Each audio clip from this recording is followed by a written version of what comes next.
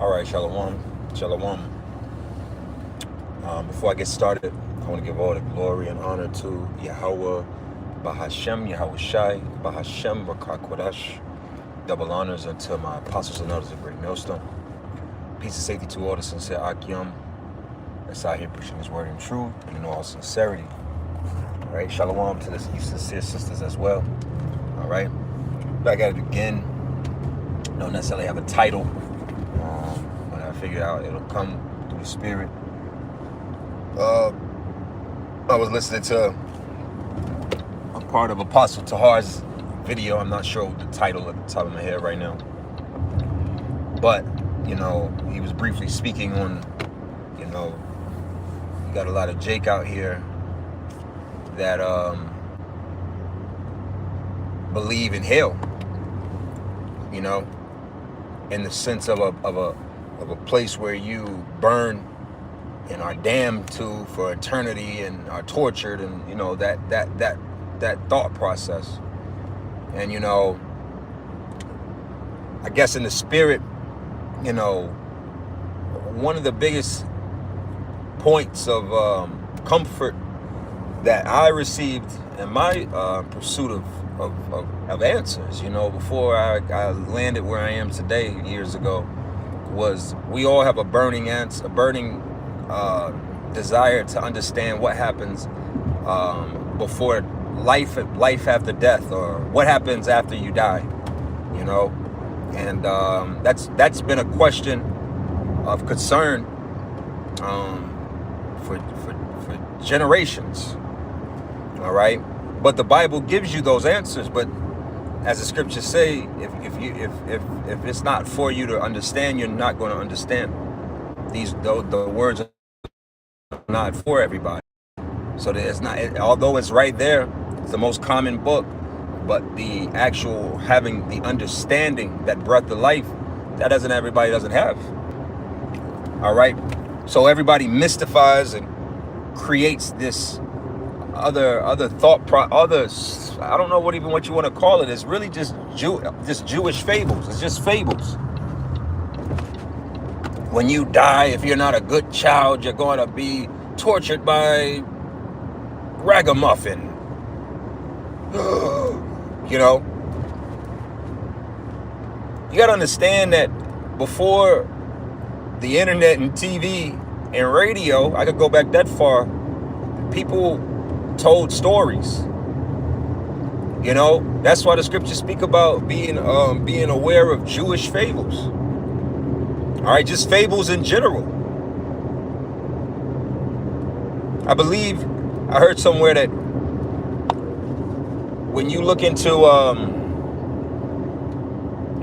the boogeyman and the whole idea of this monster that lives in the lives under your bed, a child's bed, was sold by the people who sold nightlights.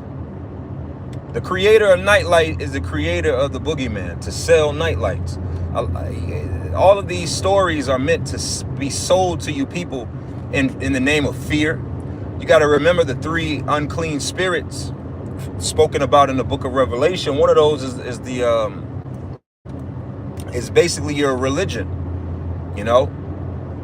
All right, that unclean spirit, the unclean prophet, that's your Catholicism. That's all of these. And how is Catholicism, which is Catholic, basically being a Catholic, which is the mother of all of these religions? Christianity, Islam is birthed out of Catholicism. All of these major religions come from the same space. And where do you think that energy is? What do you think it all does? It's all about selling you a fear, selling you something that they can profit off of. And it's worked. So that's where you get this idea of when you die, you're going to burn in hell. Because it's not biblical. All right. But again, like I said, I'm touching on many things in the spirit. That was one thing that was on my spirit. It was just, hell from beneath. People mystify the scriptures in ways that's unnecessary. And then the things that you should mystify, you get lost in. Well, like I did a lesson recently on adult literacy. And most adults read below a 6th grader. And when you ask yourself, what is a 6th grade level of reading? That's basically your ability to read basic instructions. Like I'm on the highway and it says lane shift 1,000 feet. That is made so that the majority of the people that are on the road can read basic instructions, because most people can't read. When you look at the levels of adult literacy, the 5th level, I remember, the highest level is the ability to grasp information across different prints and readings and come to a conclusion. Most people can't do that. So when the scriptures speak about hell, it is not talking about some fiery pit where Hitler and Satan is torturing people. All right? Scriptures say hell and death shall be cast into the lake of fire. Which you got a lot of Jake now questioning that belief or that conclusion to those breakdowns, is that the lake of fire is Babylon the Great, which is America. This is the lake of fire. This is Babylon the Great. The lake of fire is not separated from Babylon the Great. But you got a lot of people, as the scriptures say, which is kind of going into where I had my spirit to go into in this lesson, was people aren't enduring sound doctrine. People aren't enduring sound doctrine anymore. Most people haven't had sound doctrine to begin with, but they're not enduring it. As the scriptures say in the book of Isaiah, you know, having itching ears. Our people don't like the truth, man.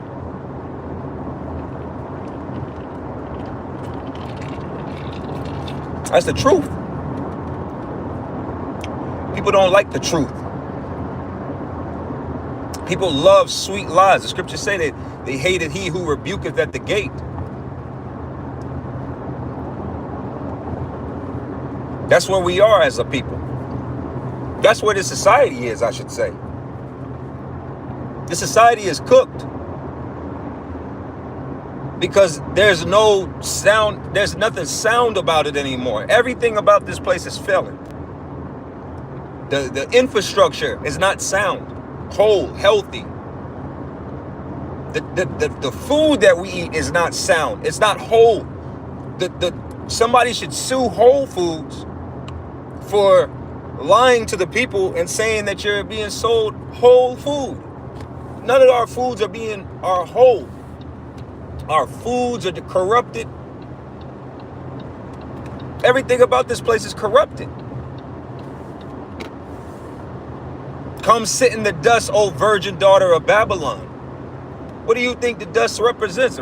Dust represents a place of confusion. Everything is confusion at this point, man. If you aren't really waking up, if you aren't like scrolling through the internet and you don't find yourself being in a place of like, what the fuck is really going on? If that doesn't go through your head, then you are actually part of the delusion. The Lord said that he would send out strong delusions, that ye shall believe a lie. And a lot of people are believing in the lie. They're buying into the lie. Something serious. It's like actually something to really watch. Like, wow. Ooh. You got it. These people got demons on them.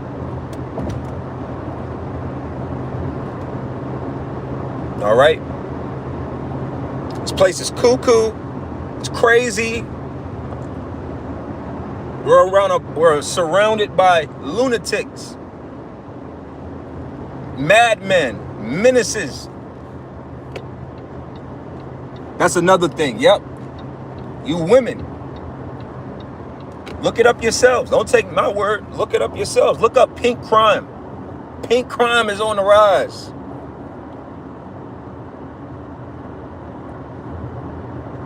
Women are, the growth of crime amongst women is growing at a pace higher. I forget the percentage points wise, but it's at a higher rate than the rate of crime amongst men. The crime amongst women is growing faster than the crime amongst men. That's the times that we're living in. But you still got a bunch of men out here that still have they heads stuck up these women's ass. You still think that this is some 1948 woman or an ancient world woman, man. These are gang members. These are goons and goblins. These women are thugs. Look it up. The scriptures, hey, Amos 7:17. And the scriptures say that thy wife shall be harlots in the city. That's Amos 7:17. And when you look up the word harlot and the etymon of that word, of course you get the terminology of prostitute. Everybody likens a harlot to a prostitute. But being a harlot can go, a man can be a harlot in the senses of without having continual occupation. That's literally what the word means. But what were women, most women who didn't have the what's the woman's first level of occupation? That's crashing the market of women as we speak. Because a woman's first place, when you look, okay, look up the word woman. The etymon of the word woman literally means female servant. To who? Her husband. That's the whole first point. That's the point. Whether you like it or not, how you feel about it, if it makes you uncomfortable, take it up with God. Period. That's number one. So when you understand these women don't have men anymore, men aren't checking for women like that anymore. So women are out here having to get it how they live, get it on their own. So that's, you got a lot of women that are running to stealing, right? Fraud. A lot of women get into fraud, stealing. A lot of women will set your ass up and have you robbed, killed, line you up, get you robbed of your watches, your jewelry, money that you got loosely around. This is where women are today. Going to show you that, hey, the scriptures don't lie. Amos 7:17. Look it up for yourself. Look up what it means to be a harlot and tell me that these women today aren't harlots. And I'm not even talking about specifically from just a prostitution aspect. I'm speaking at from an aspect of because they are running from their first cup, their hedge, their covering. That's where women talk about not being protected. Where do you think the order of protection was supposed to come from? A woman's protection was supposed to come from her father until what? Her father married her away. All right. And then she became a wife. And then she was under the protection of her husband and how he had it set up. But women aren't getting married.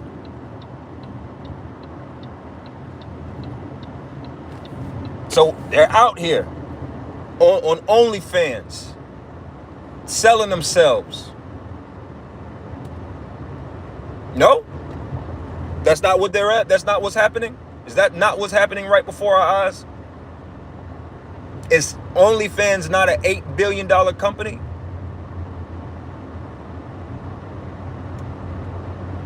Women are running to prostitution, which is harlotry, which is being a harlot as well. These women out here be working. She work hard for the money. That's what's happening. Women used to be tender and delicate and feminine, and now they're truck drivers.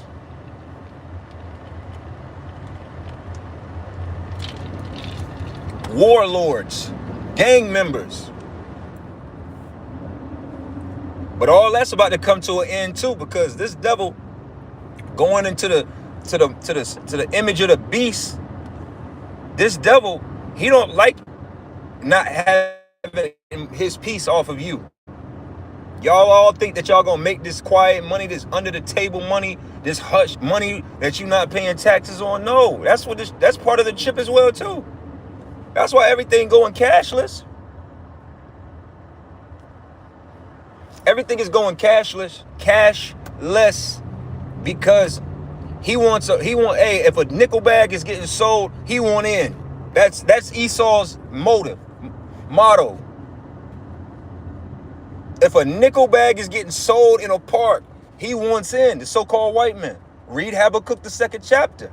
His desire is as hell. His desire is to be as a burning fiery pit. What the fuck is that? That's a cut to the whole hell doctrine in itself too. His desire is as hell. Whose desire is as hell? What does that mean then? He has an endless pit of desire. It's no satisfying him.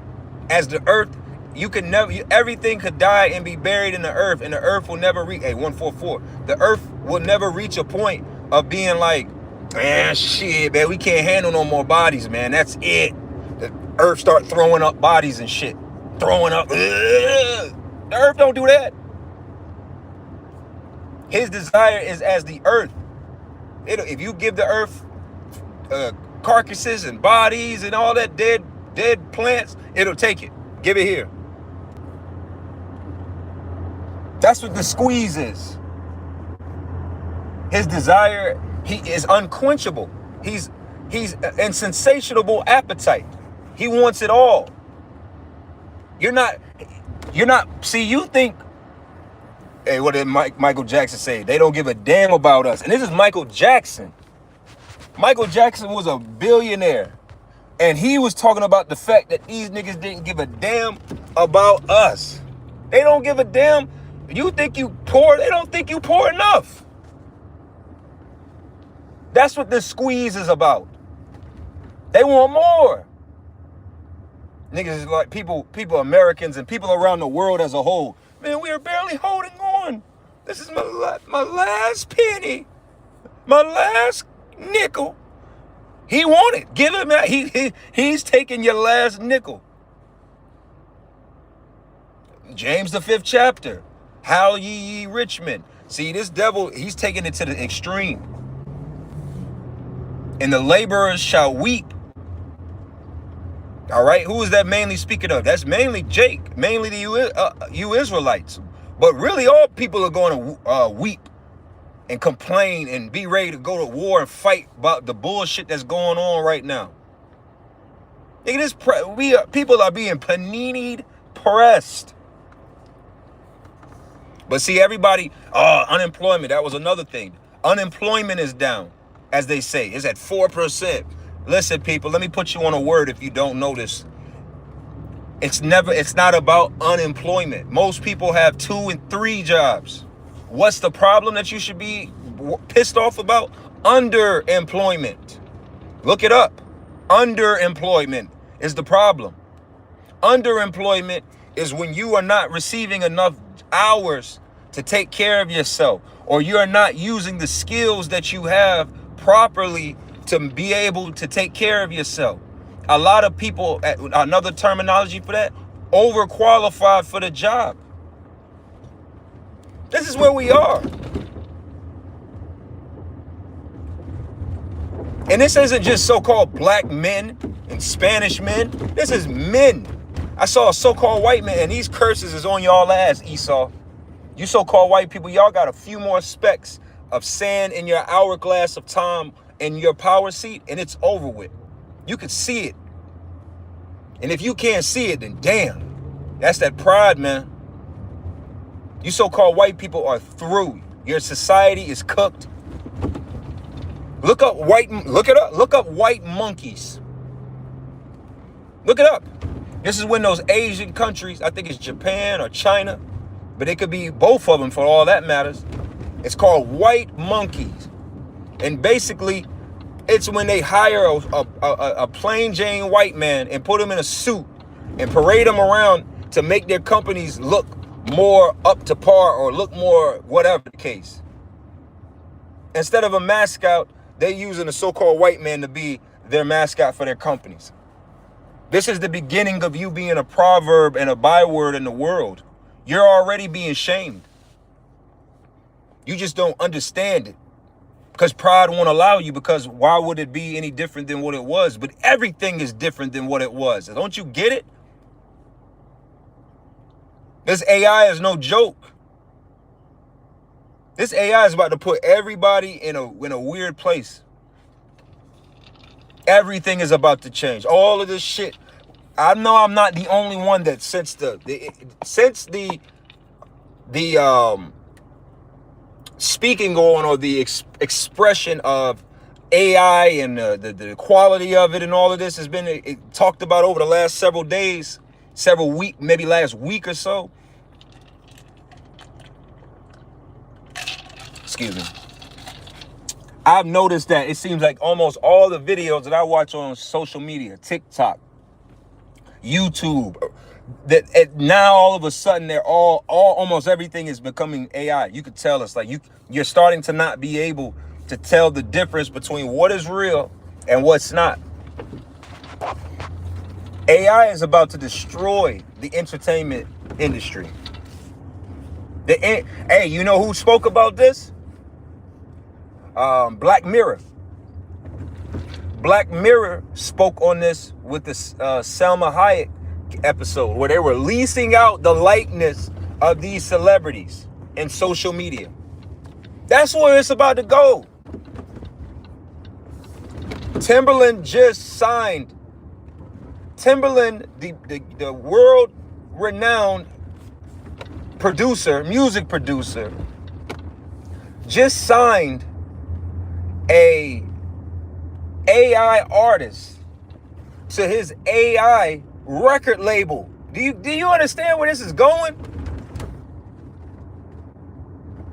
Your favorite artist, your favorite celebrity in the next 6 months could possibly be an AI. That's where this is going. Your favorite rapper very soon is probably going to be an AI artist. Your favorite singer is probably going to be AI. Your favorite actor, new actor, is about to be AI. Your social media influencers, AI. This is $1 billion, damn near $1 trillion industry we just talking about right here. Look at the movie. This is why the movie people, actors and writers and all of that were protesting several years back, excuse me, about the fact of what they saw about AI. And people, but see, what happened is people didn't know, and people still don't fathom the extent of what AI really is and how it's going to affect everything. Everybody still thinks it's just making goofy ass pictures, see? And like I just seen right then and there, I'm driving down the street. This AI was brought about by pushing homosexuality. See, homosexuality and pushing the envelope of transgenderism, which is pushing the envelope of transhumanism. All of this is blending the lines of all of them. If you can't tell what a man and woman is, you're not going to be able to tell what a real picture is. And you know what I saw? Matter of fact, go on this app. Go look up AI influencers. People are already making tens of thousands of dollars online by controlling AI. That's why I said Timberland just signed an AI artist. Who do you think controls the artist? This is what I'm saying. People are out here. What's going to happen is, it's like that Bruce Willis movie. That Bruce Willis movie back in the day called Surrogates, right? Where basically people had surrogates and were working, like the Boris Cujo was in the movie, right? And he was a police chief. But in the movie, in the world, it showed him as a police chief, and he was young and like the normal Boris Cujo you think of, right? But that was his surrogate. He would send out his surrogate to the world to be the police chief because it was safer to send out his surrogate. And then when he was at home, he was just attached to the computer with a, you know, like a matrix type shit. And he was an older man. He was old. This is where this is going to. This is where it's heading to. This technology is going to have it where people are going to be licensing their AI characters and likenesses for brand deals, modeling. That's over with. There's no need for models anymore. Whatever brand, Polo, Gucci, Louis, Fendi, Lululemon, Victoria's Secret, Fendi, they don't have to hire women that and control your, you know, Sidney Crawfords and these different characters of old, making sure their weight was on point, making sure they weren't on drugs, making sure they weren't pregnant. They're going to just have characters. It's just going to be a character. And that's on all realms. That's on your modeling, acting, music, sports. Sports at this point, man, some of these camera views that you're seeing on sports, 4K, and these football camera lenses and shit that they're showing 8K. Sometimes that shit be looking unrealistic. It don't even be looking like human. It be looking like Madden. All right. So yeah, I'm just getting to where I'm at. So with that, I'm gonna close this up. I'm gonna give all the glory and honor to Yahweh, Bahashem, Yahweh Shai, Bahashem, Rakakwadash, Shalom.